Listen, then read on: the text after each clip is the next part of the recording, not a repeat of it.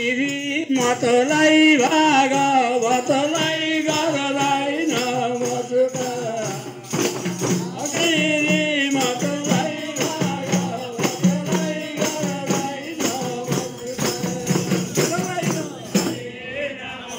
राम राम राम राम राम राम राम राम राम भजे तारिन्छ राम भजे तारिन्छ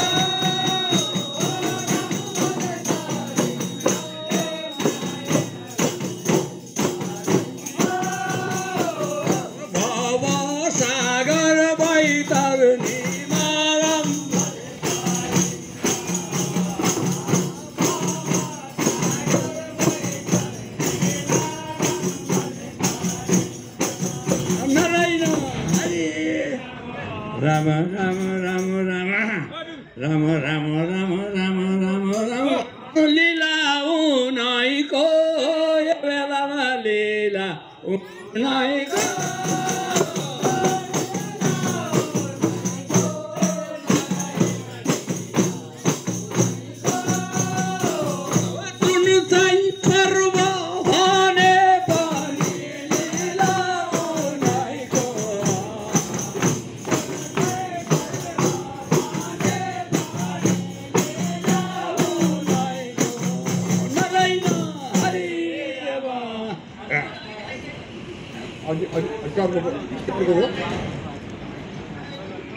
तपाईँले मात्र भन्नु किनेर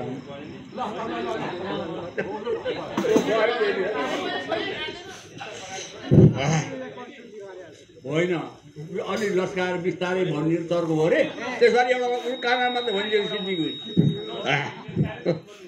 को भजनले रोके राम राम रोक कहिले राम राम राम राम राम राम यो आज के एउटा म के भन्न चाहन्छु भनेदेखि हेर आज मैले ठुलो यज्ञ गरेँ शब्दलाई दान धर्म गरेँ कोही दुखीलाई दिएँ कोही नखान नपाउनेलाई दिएँ भनेर फुल्नु पनि पर्दैन किन भन्नु होला भनेदेखि दान त गर्छौँ हामीले धर्म पनि गर्छौँ धर्म कर्म पनि गर्छौँ हामीले सारा गर्छौँ तर भोयसी नदिनाले हरिचन्द्र महाराजलाई के भयो त नारायण यही लीला बताउँछु अब त यही लीला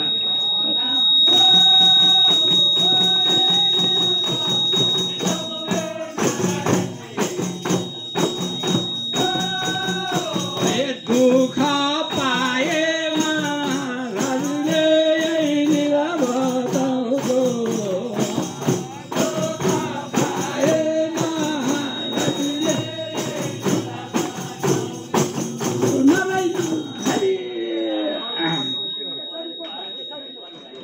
नीतिपूर्वक राज्य पालन गरी गर्थे हरिचन्द्रजी छोरा छोरी कुनै नभइकन थिए अत्यन्त दिगदारती जाइयासमा वशिष्ठ मुनिका सङ्गमा सूर्याएता यसो ज्ञागुरु कसो गरी हुनान् छोरो मलाई त्यही बेलाका अवसरमा हरिचन्द्र महाराजले त्यसो भनेपछि त्यो गएर वरुणजीका आश्रममा गएर हे महाराज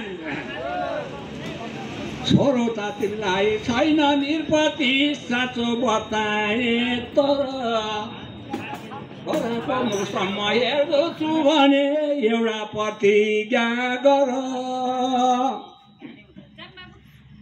त्यही बालका यज्ञमा पशु बलि दिन्छौ भने पुत्र त होला दिन्छु कब होला यो गर तिमी हुँदैन होइन तर त नारायण कहिल्यै हुँदैन तिमीलाई कहिल्यै हुँदैन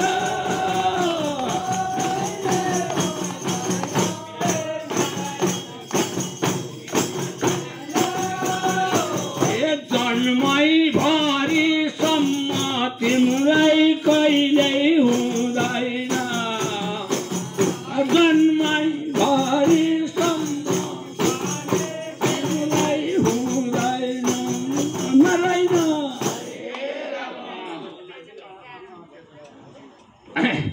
वरुण गाई वचन सुनिकन तहाँ राजा परे शोकमा ती राज्य गरेर के गरौँ भने धजेलिए चित्तमा। अब छोरो नभएर पाल्ला छोराले ताल्ला भनेर छोरो माग्न लाग्यो। अब छोरो भएमा झर्नुको झर्ने बित्तिकै काटिहाल्नु पर्ने छोरो पनि के गरी मागौँ। अब केले पो चाहियो र भएमा झर्ने बित्तिकै काटिहाल्ने छोरो। अब नमागौँ भने पनि सधैँभरि अपुत्र भएर पनि किन बस्नु। अब मेरा घरमा भित्रीको भाड भित्री पनि थोरै आउन थाले। राजकला पनि हिन्दी गर्न थाले भनेर कसो गरौँ भनेर चिन्तामा परेर त्यही बेलाका अवसरमा नारायण गरेको होला त्यो बेलामा गरेको होला।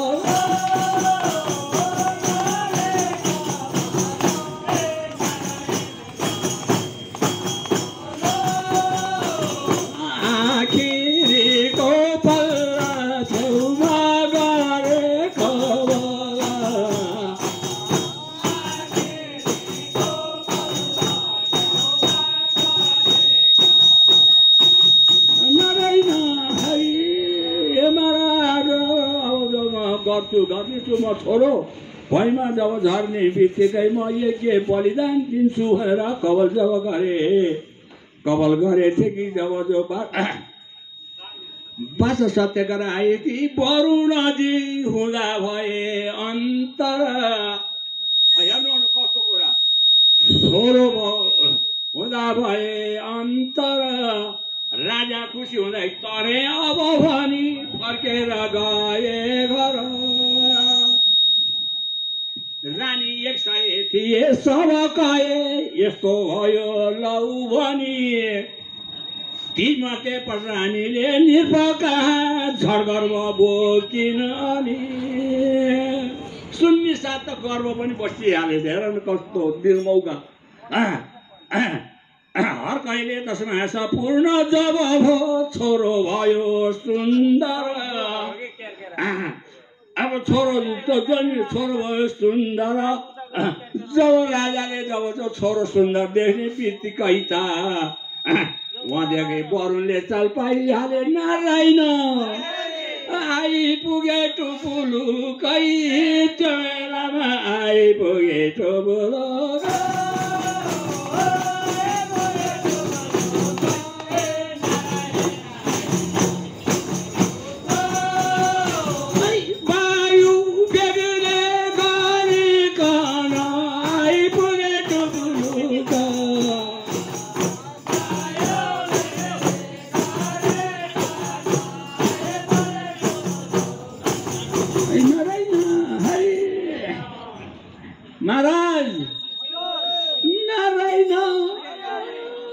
नारायण के थियो कवला बेलामा के थियो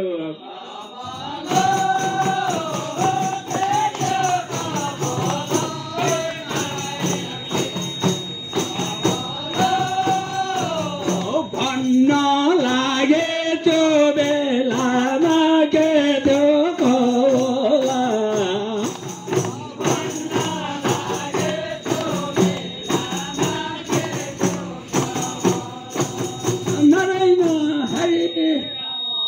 भन्ने बित्तिकै त जब राजा त घेर कठैबाट छोरो भर्खर गइमा झैले त ठ्याक्क आइपुग्यो र बलिदान गर भन्न आइपुगिहाले। के थियो कवल भनिहाले र कस्तो अप्ठ्यारो पर्यो। नदिउँ भनेदेखि कवल गरिरहेछु नदिउँ भनेदेखि कवल गरिरहेछु यो बेलामा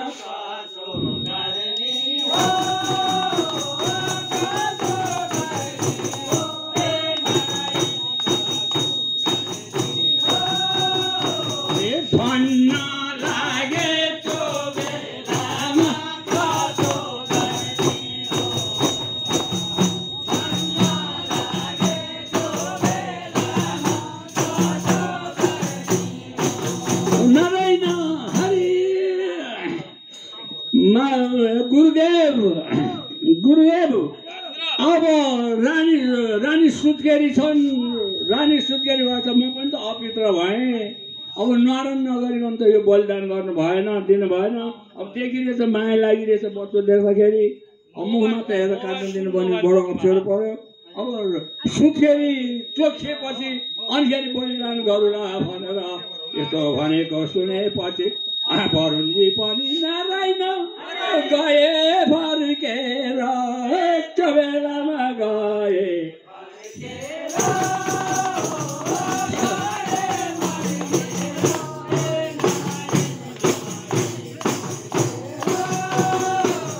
ऋषिका झोकमा स्वर्ग लोकमा गए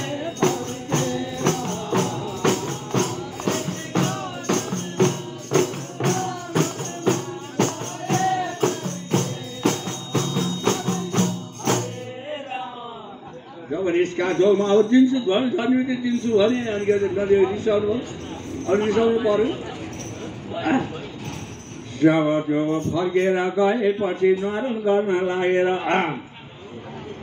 ओरालीलाई शुभ लाउन समेत थापे।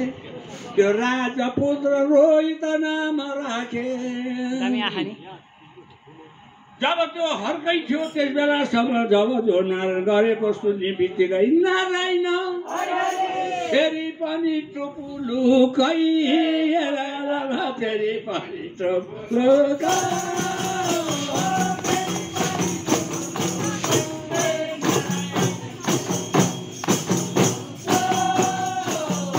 आइपुगे मर्ते लोकमा फेरि पनि टुपुलुकै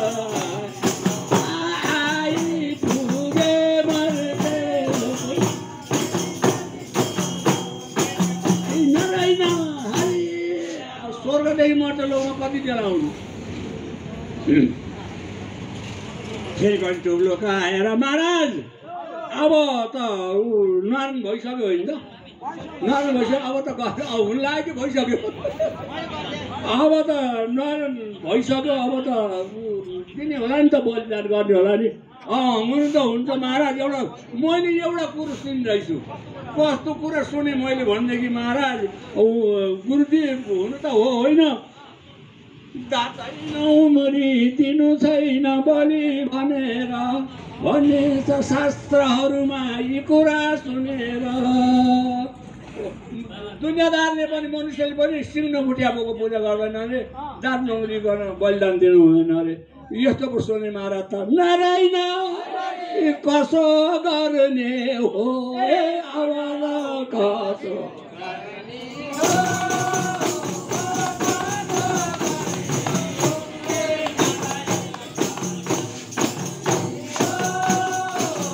आपत पर्यो महाराजलाई कसो गर्ने हो आपत पर्यो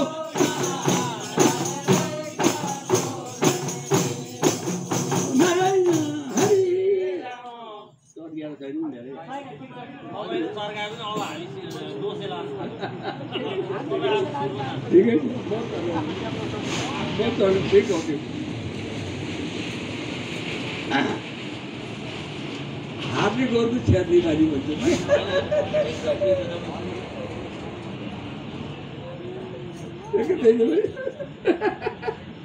एउटा भनिएर कस्तो भनिरहेको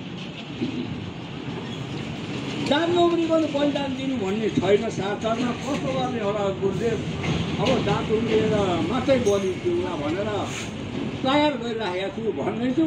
छोरो नि मुखमा हेरेर मुसुक्क हाँस्छ। अब कसो गर्नु ढिक्काउँदै हो, यस्तो छोरो कसरी काट्नु दिउँ होला भनेर यदि गर्दा गर्थे फेरि पनि बरुनी एक साल पाएर अब त दाँत उम्रिसक्यो, अब त बलि दिन्छ होला भनेर नारायण आइपुगे टुपुलुकै बेलामा।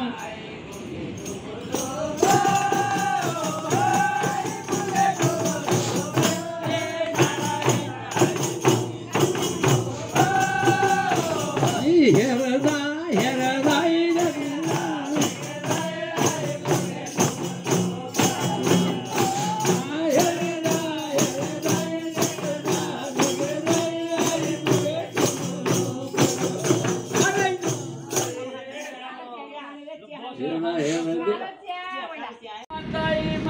मान्दैनन् त्यो बेलामा मान्दैन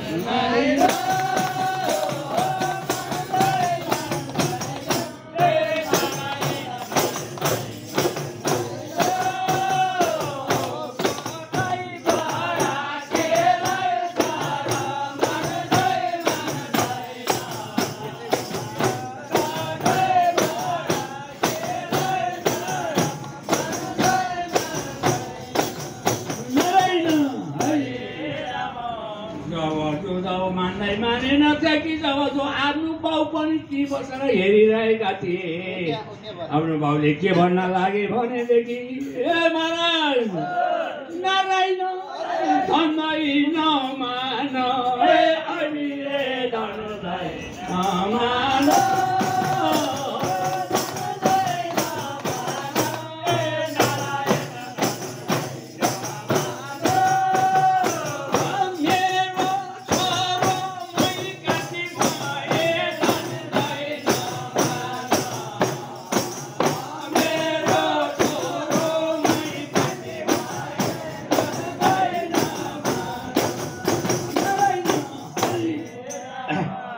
मलाई धर्मे दिनुहोस् यो पुत्र गर्छु पद यस्तो हकी सुनेर यो दम हो यो भन्न लागे सब ये अधर्मी निठुर पशु हो खोटा बनाए आत्मलाई बेचिस लोभी भएर अझ नपुगी यो मार्न लागिस् अझै यस्तो भनेर त्यो बाउचाइलाई त नारायण लागे कराउन त्यो बेलामा लागे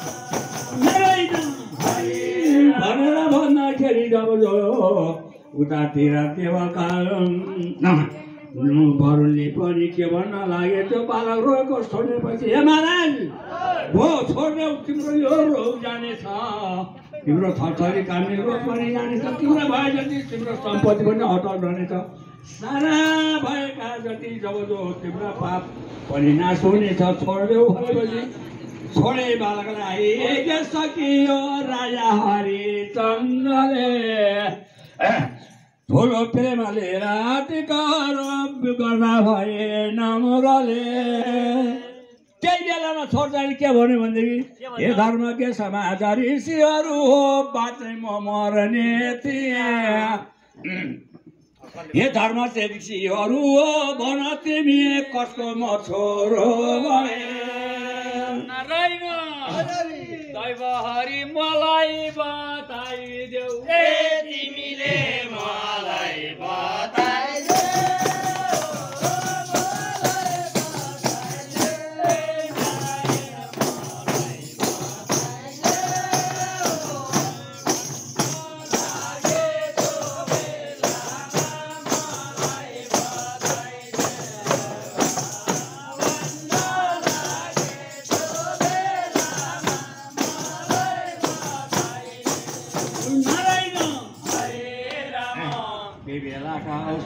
के भन्न लागे भनेदेखि बेच्ने भाउ होइन पुत्र किननी राजा हरिचन्द्रजी मार्न खातिरमा किने यदि भने हुन्छन् बाबु काती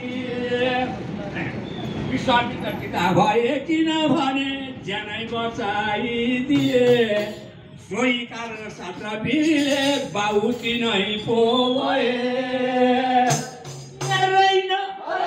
छोडे बालक बेलामा छोडे बालक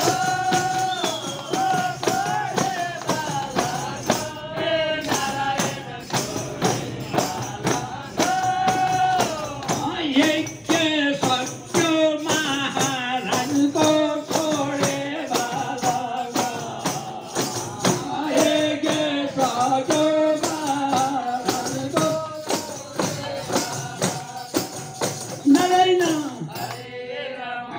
विश्वामित्र ऋषिहरू जो जति थिए सम्पूर्ण फर्की गए। जब उतातिर राजालाई पनि सम्झितालहरू जतिको फर्केर गएपछि प्रणाम गर्दैखेरिमा जो जो बाँचे अब म राज्य मेरो राज्य अटल रह्यो अब राज्य गर्दछु भनिकन फेरि गर्न लाग्दाखेरि त एक दिन के भएछ भनेदेखि उनलाई इमिर रहेछ विश्वामित्रमा इमिर रहेछ हरिश्चन्द्रको त्यो बालकलाई झुक्याएको। त्यसले गर्दाखेरि जाँदाखेरि आयो बँदेल फलफुल बारी नासो विध्वंस गरी भूमिमा घुमिला तमारी लागे धमाउन भनी रखुवाराई हा गरे सकलले उ बँदेललाई घर उपुरी मानिस ताकी ताकी डाँडा निकाली थुतुनो दसी नाची नाची नारायण यस्तो उबत र त्यो बेलामा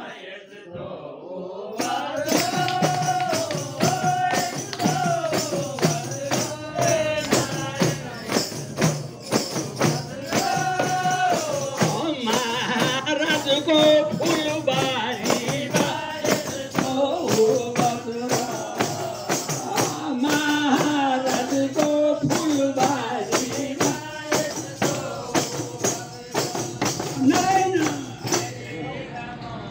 फुलबारीमा जब जो बिरुवाहरू साह्रै उखलेर फुलका बिरुवा जति सारा उखलेपछि पालेले गइकन राजाका हजुरमा बिर्खी चढायो। अनि राजाले कुरा सुनेर मनमा आश्चर्य माने पनि आफै गइकन मार्दछु अब भनी आए तयारी पनि खाने बान जसै बढेर कनचो लागेन उफुरी गयो तकेको बिजुली सरी हुन गयो भागी विपत्ता भयो। राजा घोड चढी गए पछि पछि सिपाहीहरू ठुला जङ्गलमा पुगेर थलिए कोही रहेनन् अरू।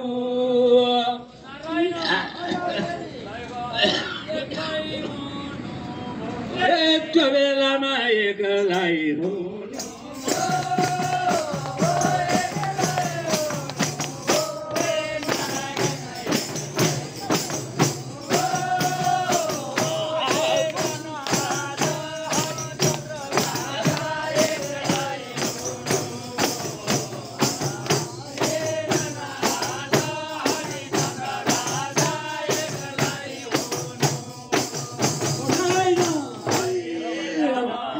जब त्यस्ता जङ्गलमा साथीहरू छैन घोडा पनि कता गयो सैनिक पनि कता गयो सारा एक्लै जङ्गलमा अगोराका जङ्गलमा भइरहेको बेलामा एउटा सानो केटी त राम्री कति राम्री आहा मलाई पग्लाउने खालकी त्यस्तो देखे त कस्तो होला हो कि आहा त्यस्तो त नारायण रोइरहे